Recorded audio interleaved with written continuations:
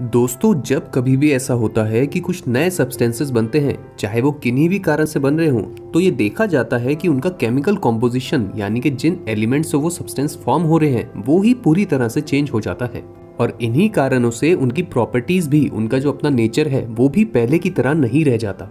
तो जब कभी भी ऐसा कुछ होता है तो कहा जाता है कि अ chemical reaction has taken place. यही है हमारा आज का टॉपिक, जिसके अलग अलग पहलुओं के बारे में आज हम बात करेंगे।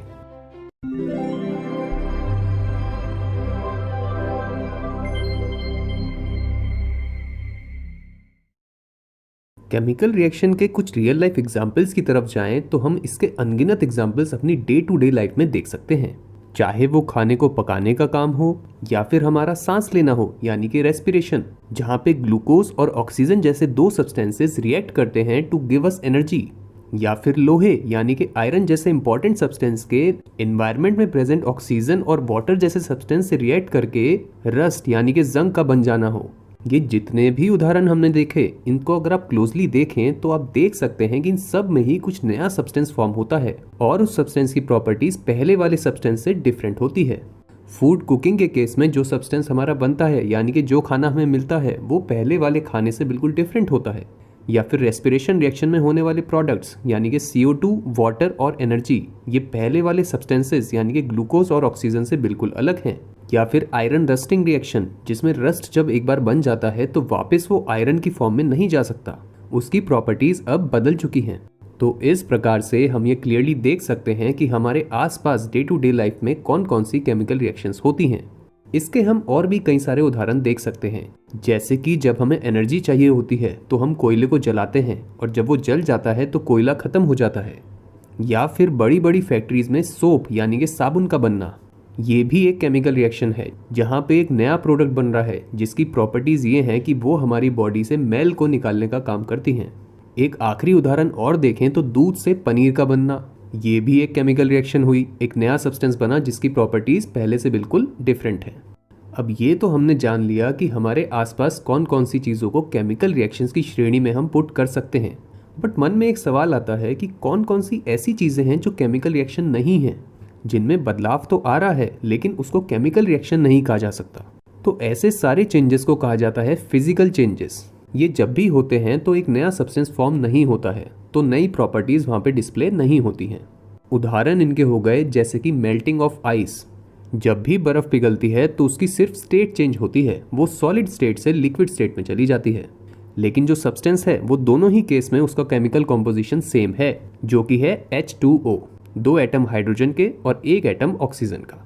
या फिर एक और उदाहरण हो गया क्रशिंग ऑफ कैन, एक कैन को अच्छी तरह से क्रश कर देना। यहाँ पे क्या बदलाव आया, कैन का जो रूप है, उसका जो शेप है वो बदल गया है, लेकिन अगर आप ध्यान दो तो यहाँ पे भी सब्सटेंस में कोई चेंज नहीं आया है।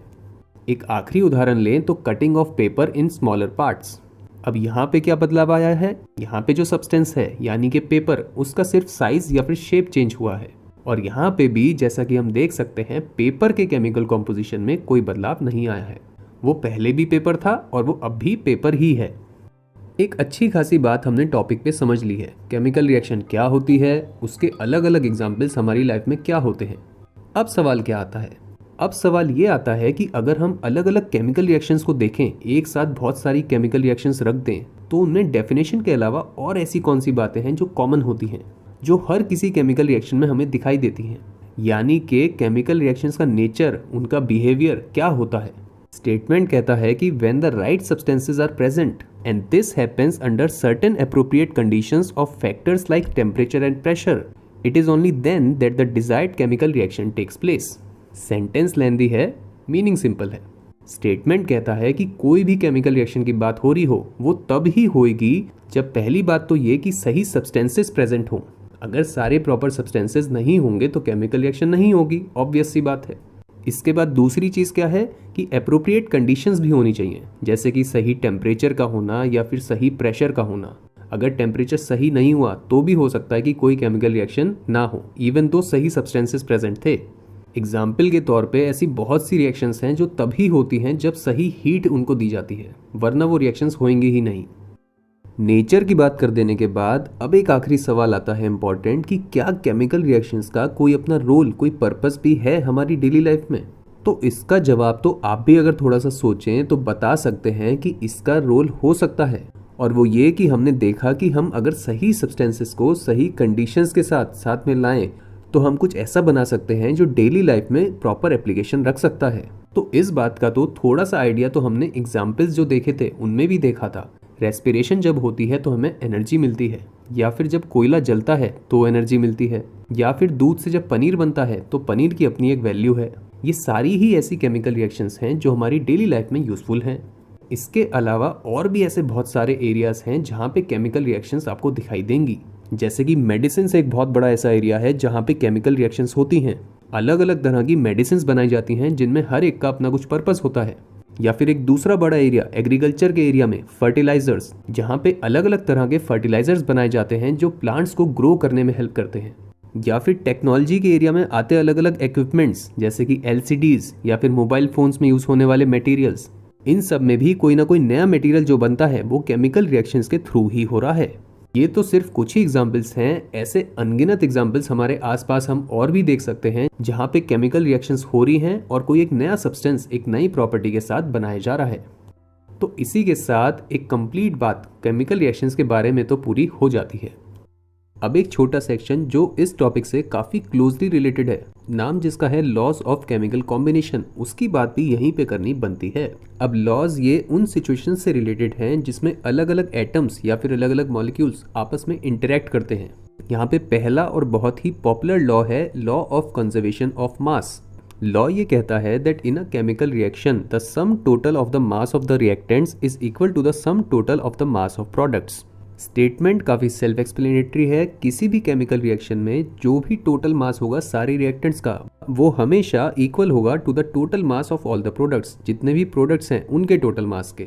यानी कि मान लो अगर केमिकल रिएक्शन ये है जहाँ पे अलग अलग सब्सटेंसेस के मासेस कुछ इस प्रकार से हैं, तो यहाँ पे W + X यानी कि total mass of reactants equals Y + Z यानी कि total mass of all the products.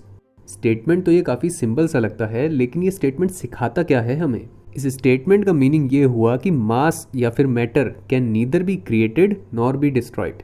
यानी कि जब पहली बार अर्थ फॉर्मेशन में आई थी तो जो टोटल मास पूरे मैटर का जो अर्थ पे था, आज के दिन भी अर्थ पे जो टोटल मैटर है वो सेम ही है, उसमें कोई भी एडिशन या सब्ट्रैक्शन मास का नहीं हुआ है। बहुत ही इंटरेस्टिंग बात है ये। मीनिंग इसका ये हुआ कि जब कभी भी इंसान को या फिर साइंटिस्ट को कोई भी चीज क्रिएट करनी होती है तो उनके पास एक fixed amount of matter, fixed amount of atoms या मॉलिक्यूल्स अवेलेबल हैं, उसके बाहर वो नहीं जा सकते। जैसे कि टोटल 118 एलिमेंट्स हैं तो हम उसी में ऑपरेट कर सकते हैं। ये तो बात हुई पहले लॉ की। अब इसी के साथ एक दूसरे और फाइनल लॉ की बात और समझो, नाम है लॉ ऑफ कांस्टेंट और डेफिनिट प्रोपोर्शंस। स्टेटमेंट कहता है in any given compound the proportion by weight of elements will always remain exactly the same. Meaning ये हुआ कि हम दुनिया में किसी भी कंपाउंड की बात करें, उसमें जितने भी एलिमेंट्स आते हैं उनके जो अपना वेट का रेशियो है वो किसी भी एक गिवन कंपाउंड में हमेशा एग्जैक्टली सेम ही रहेगा, वो कभी बदल नहीं सकता। फॉर एग्जाम्पल अगर हम कंपाउंड ले ले वाटर यानी कि H2O, जिसमें एलिमेंट्स आ गए H और O, जिन एलिमेंट्स का अपना मास होता है 1 एटॉमिक मास यूनिट और 16 एटॉमिक मास यूनिट, तो यहाँ पे वाटर में जो H/O के मास का रेशियो है वो कितना हो जाएगा? 2:16, क्योंकि 2 एटम्स हैं हाइड्रोजन के और 1 एटम है ऑक्सीजन का। And 2:16 means 1:8। तो ये जो रेशियो हमें मिला 1:8, ये दुनिया में हम कहीं से भी पानी ले लें उसमें H/O का जो वेट का रेशियो है वो हमेशा ही 1:8 आएगा। यही कहता है ये लॉ। लेकिन सवाल अब ये पूछेंगे आप कि यहाँ पे सिग्निफिकेंस क्या है इस लॉ का, सिखाता क्या है ये लॉ? तो लॉ बेसिकली ये सिखा रहा है कि properties of a substance are same irrespective of its source और ओरिजिन। यानी कि कोई एक सब्सटेंस की अगर हम बात करें तो वो चाहे दुनिया में कहीं से भी आ रहा हो, उसकी प्रॉपर्टीज हमेशा ही सेम रहेंगी। वाटर चाहे इंडिया से आ रहा हो या फिर USA से आ रहा हो या फिर चाइना से, सब जगह वाटर की प्रॉपर्टीज सेम होंगी। इसी के साथ हमारी बात कंप्लीट हो जाती है लॉज ऑफ केमिकल कॉम्बिनेशन के ऊपर। इस टॉपिक के 1 पेज नोट्स हैं ये, जहां पे हमने ये सारे सेक्शंस पढ़े। फाइल का लिंक डिस्क्रिप्शन में भी है, वहां से भी डाउनलोड कर सकते हो। और टॉपिक को पूरी तरह से माइंड में स्टोर कर लेना है, तो उसके लिए आपको आंसर करने होंगे ये रिवीजन क्वेश्चंस। सिर्फ 5 मिनट का ही टास्क है ये। आई होप आपने रिवीजन क्वेश्चंस आंसर किए, तो congratulations on the topics completion. इस जर्नी के अगले एपिसोड में हम बात करेंगे केमिकल रिएक्शंस के उन 9 टाइप्स के कैटेगरी नेम्स की जो किसी भी केमिकल रिएक्शन के साथ एसोसिएट हो सकती हैं, यानी कि टाइप्स ऑफ केमिकल रिएक्शंस की। इसको ओपन अभी कर लो, पर शुरू इसको करना एक छोटे से 10 मिनट के ब्रेक के बाद।